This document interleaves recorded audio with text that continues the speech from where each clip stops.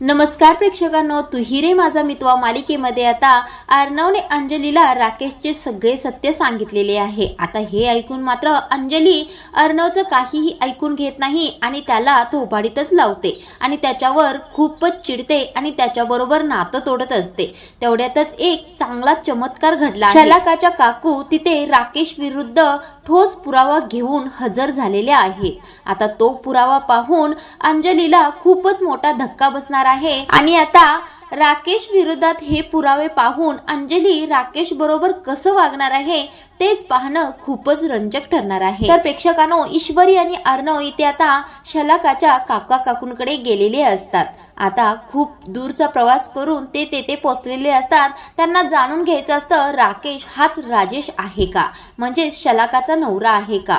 आता तिथे जातात आणि त्या दोघांशी बोलायला सुरू करतात। आता तिथे गेल्यानंतर त्यांना कळतं की शलाकाचा खून झाला आहे हे तर त्यांच्या काकांना माहीतच नाही। आता ईश्वरी शलाकाच्या काकूंना म्हणत असते, तुम्हाला माहित नाही का शलाकाताई आपल्याला सोडून गेल्या आहेत। त्यावेळेला त्या म्हणतात, तुम्ही काय बोलत आहात? नाही, आम्हाला माहित नाही। आता ईश्वरी म्हणते, आम्हाला माहित आहे तुमच्यासाठी हा खूपच मोठा धक्का आहे, पण शलाकाताईंचा खून झाला आहे आणि त्यांचा खून कोणी केला या शोधामध्ये आम्ही तुमच्याकडे आलो आहोत। आता शलाकाचे काकू रडायला सुरू करतात। अर्णव म्हणतो, तुम्ही स्वतःला सावरा, तुमच्यासाठी खूपच मोठी ही बातमी आहे, पण तुम्ही जर आम्हाला मदत केली तर आम्ही शलाकाताईला न्याय देऊ शकू हे नक्की।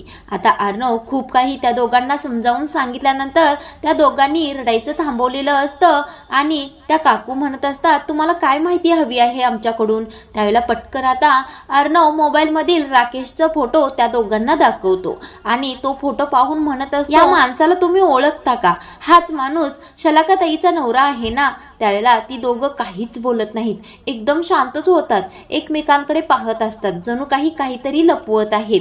आता शलाकाच्या काकू म्हणतात, नाही, आम्ही या माणसाला ओळखत नाही आणि आमच्या शलाकाचा नवरा हा नाही। आता इथे ते काका शांतच बसलेले असतात, या दोघांनी नेमकं काहीतरी लपवलेलं असतं। आता मात्र असं सांगून त्या काकू खूपच जोराने रडायला सुरू करतात। आता ईश्वरी त्या काकूंना शांत करतच म्हणत असते, काकू तुम्ही रडू नका। आता ईश्वरी त्या काकूंना धीर देतच म्हणत असते, तुम्ही काळजी करू नका, शलाकाताईच्या खुन्याला आम्ही लवकरच शोधणार आहे। आता असं म्हणून अर्णव आणि ईश्वरी तेथून निघतात। आता घराबाहेर आल्यानंतर अर्णव म्हणत असतो, मिस इंदोर, आपला तर अंदाजच चुकला की राकेश हा राजेश नाहीच आहे, शलाकाताईचा नवरा नाहीच आहे। आता आपण काय करायचं? त्यावेळेला ईश्वरी म्हणते, सर तुम्ही टेन्शन घेऊ नका, काही ना काही धागेदोरे आपल्या हाती नक्की लागतील। आता इकडे घरामध्ये आजी, मामा, आकाश आणि अंजली, तिथे राकेश सुद्धा असतो। या सगळ्यांचीच खूप जोराने डोहाळे जेवणाची तयारी चालू असते। आता अंजली येऊन सोप्यावर बसलेली असते, त्यावेळेला ती खूपच थकलेली असते, म्हणून आजी तिला म्हणत असतात, अंजली जा, तू संध्याकाळपर्यंत विश्रांती घे, तुला खूप बरं वाटेल। त्यावेळेला आता या मामी तेथे येतात आणि म्हणतात, अंजलीची अशी अवस्था आहे म्हणूनच मी म्हणत होते ना की आज लगेच डोहाळे जेवण ठेवायला नको, आपण पुन्हा कधी तर करूया। त्यावेळेला आजी म्हणतात, अगं वल्लरी, प्रत्येक वेळेला तू असं बोलत जाऊ नको ग, आजचा मुहूर्त खूप छान आहे आणि पुन्हा चांगला मुहूर्त सुद्धा नाही। आता तिला 8वा महिना लागणार आहे ना, मग 8व्या महिन्यामध्ये डोहाळे जेवण चालतच नाही। त्यावेळेला आता या वल्लरी मामी म्हणतात, ठीक आहे, माझं या घरामध्ये तसंही कोण ऐकतं ना। आता या वल्लरी मामी आकाश आणि मामांकडे पाहतच म्हणत असतात, बरं आहे, ठीक आहे, म्हणजे माझं या घरामध्ये कोण ऐकतं ना, मला काही महत्वच नाही। त्यावेळेला मामा म्हणतात,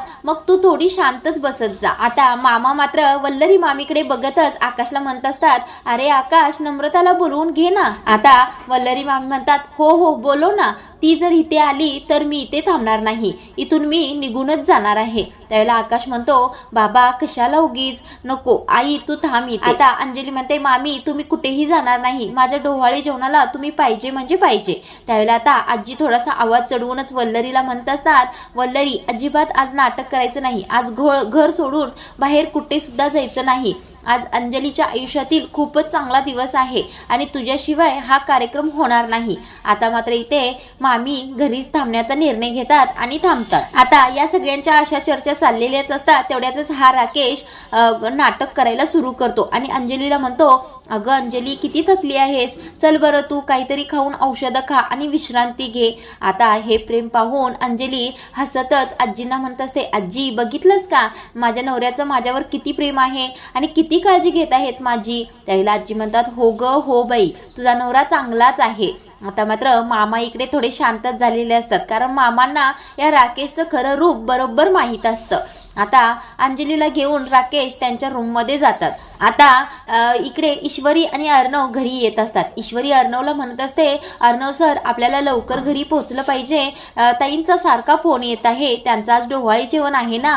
त्यावेळेला आता अर्णव म्हणतो, हो हो गेलंच पाहिजे आपल्याला. मी सिंदूर तुला एक गोष्ट सांगू का, इथून पुढे या राकेशचं काय करायचंय ते करायचं, पण सगळं काही ताईसाठीच करायचं आहे. आता ईश्वरी सुद्धा हो हो असं म्हणते आणि अचानकच गाडी थांबवायला सांगते आणि गाडीतून उतरते आणि अंजलीसाठी छानसं गिफ्ट खरेदी करते. गाडीमध्ये बसते आणि ते गिफ्ट अर्णवला दाखवतच म्हणत असते, अर्णव सर छान आहे ना गिफ्ट.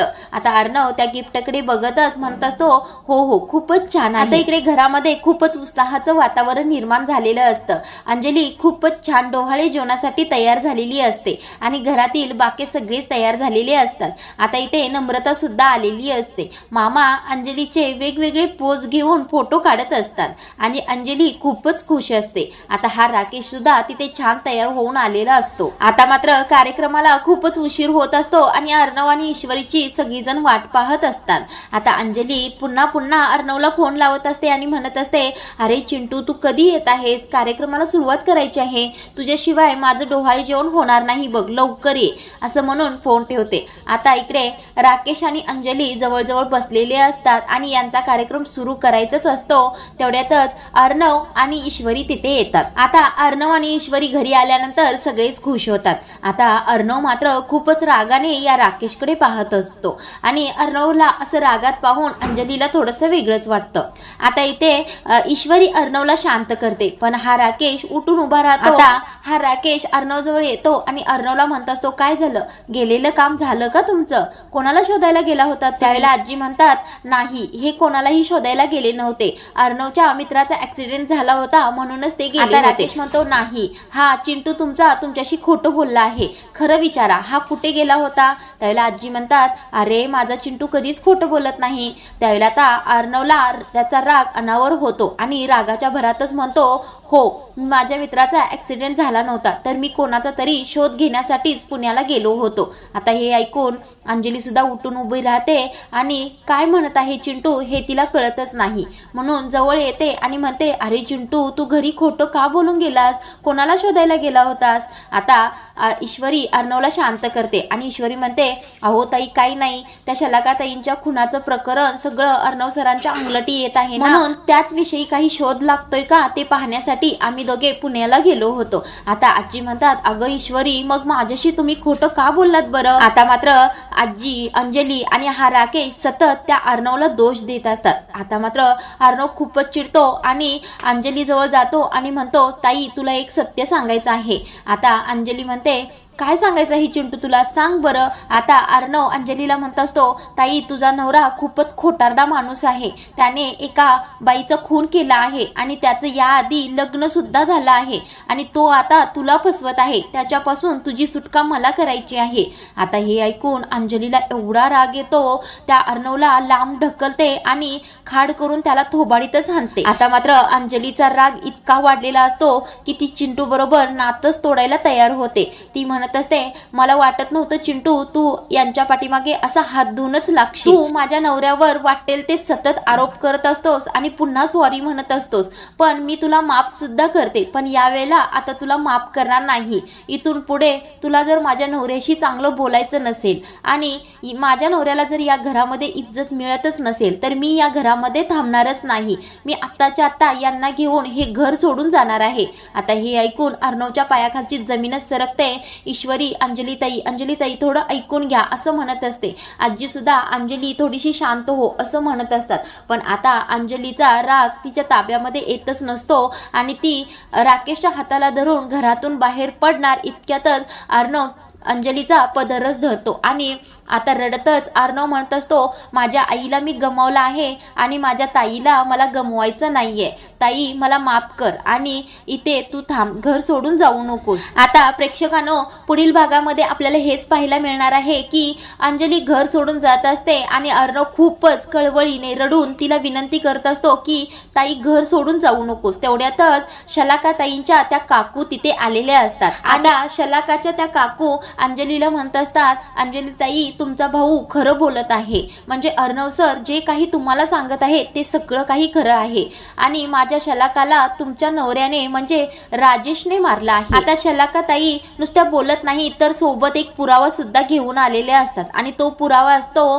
त्या शलाका ताईची डायरी. त्या डायरीमध्ये सगळं काही लिहून ठेवलेलं असतं. तर प्रेक्षकांनो, तू ही रे माझा मितवा मालिकेमध्ये शलाका ताईंच्या काकू घरी येऊन असा काहीतरी पुरावा देतील आणि या राकेशचं सगळं सत्य सगळ्यांसमोर येईल, म्हणजे विशेषतः अंजली समोर येईल. हा भाग तुम्हाला पाहायला आवडेल का? कमेंटमध्ये नक्की सांगा.